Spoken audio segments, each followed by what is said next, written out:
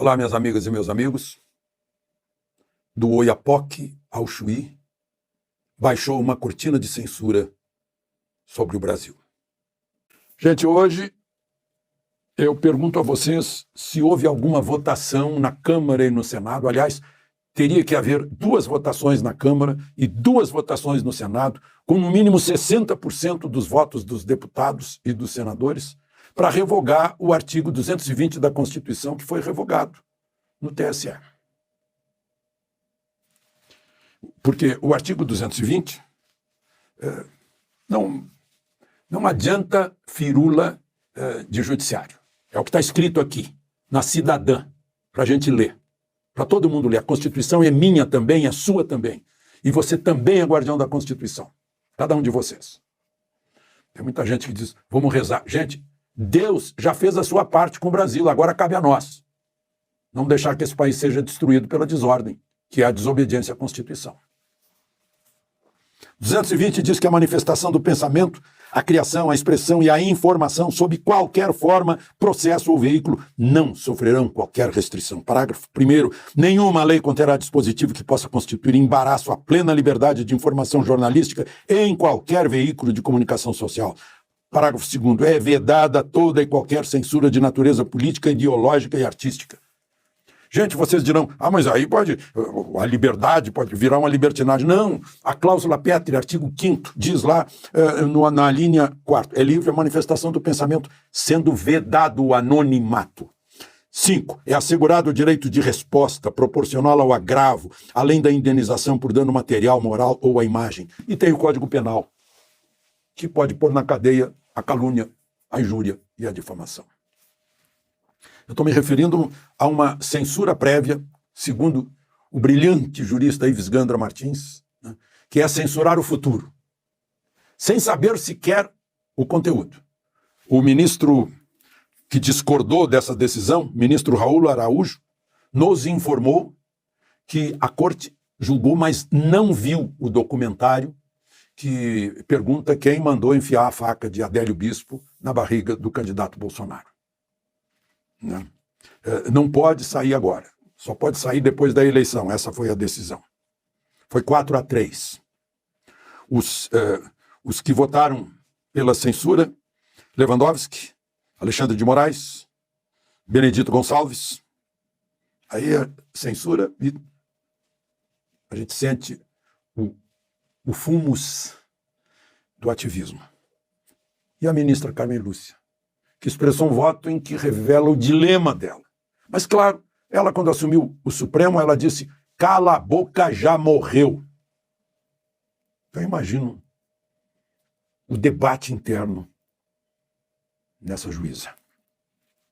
Votaram contra a censura os ministros Raul Araújo, Sérgio Banhos e Carlos Horbach. Nenhum deles nomeado por Bolsonaro, ou indicado por Bolsonaro. Além disso, vão fazer uma investigação geral, tipo 1984 de George Orwell, para saber o que é mentira ou o que é verdade nas redes sociais.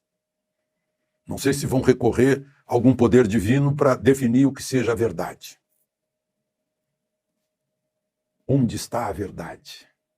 É a grande pergunta que fazem desde sempre, desde que a humanidade começou a pensar. Qual é a verdade? Os ditadores têm sua verdade. São os únicos que têm a verdade absoluta. Censura e desmonetização para o Brasil Paralelo, Foco no Brasil, Foco do Brasil, Folha Política e Doutor News. Ou seja, o direito ao trabalho, que está lá no artigo 5º, mas é trabalho sem remuneração. Vocês vão trabalhar, mas não vão receber. Aí, o ministro Marco Aurélio, que foi censurado também, sempre a pedido do PT. Tudo isso é a pedido do PT.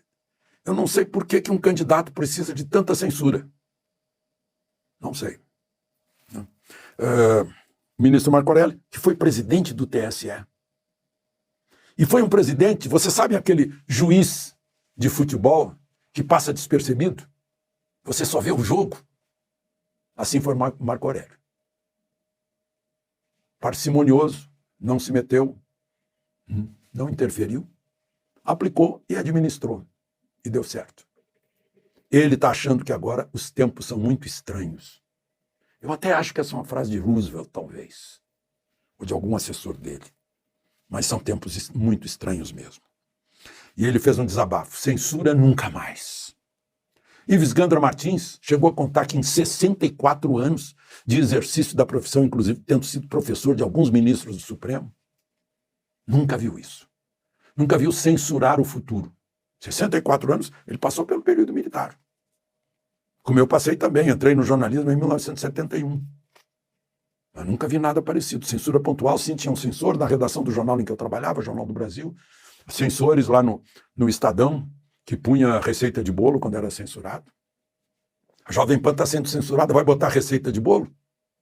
E se ela resolver botar trechos de julgamentos do Mensalão no Supremo? Isso vai ser censurado também? Se botar aquelas declarações da ministra Carmen Lúcia sobre Cala a Boca Já Morreu? Se botar Gilmar Mendes falando da cleptocracia no Brasil? Se botar Aires Brito, que agora diz que apoia Lula, falando sobre Lula, no Mensalão?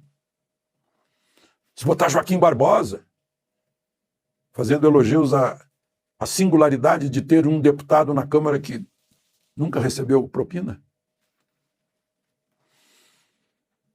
Se botar o discurso de Fux, de posse, dizendo que o Supremo está se desgastando ao aceitar coisas que deveriam ser resolvidas no plenário, mas o partido que não tem voto apela e usa o Supremo. Será que vai ser censurado? Ainda bem que tudo isso ajuda os jovens a pensar. O jovem não gosta de censura. E o jovem fica descobrindo agora quem gosta de censura. Está lá o PT mobilizando a Justiça Eleitoral dia e noite para censurar. Parece que está precisando de censura. Não? Bom, vamos. Eu não acreditei quando vi, eu achei que era invenção da rede social. A senhora Creuza, ou Cleusa, acho que é Cleusa, desculpem, de Palotina, Paraná, botou adesivos no carro dela. A juíza eleitoral proibiu, tire o carro de circulação. Só depois da eleição pode circular. Aí se baseou no artigo 39, parágrafo 8º da Lei Eleitoral, 9.504. O que o parágrafo diz? Está proibido outdoor. Usou assim outdoor, o termo em inglês, para complicar. Porque se você vai ver o que significa outdoor lá no Webster, no dicionário inglês, é qualquer atividade ao ar livre. Você faz um churrasco no pátio da sua casa, essa é uma atividade outdoor. Mas está escrito na lei outdoor.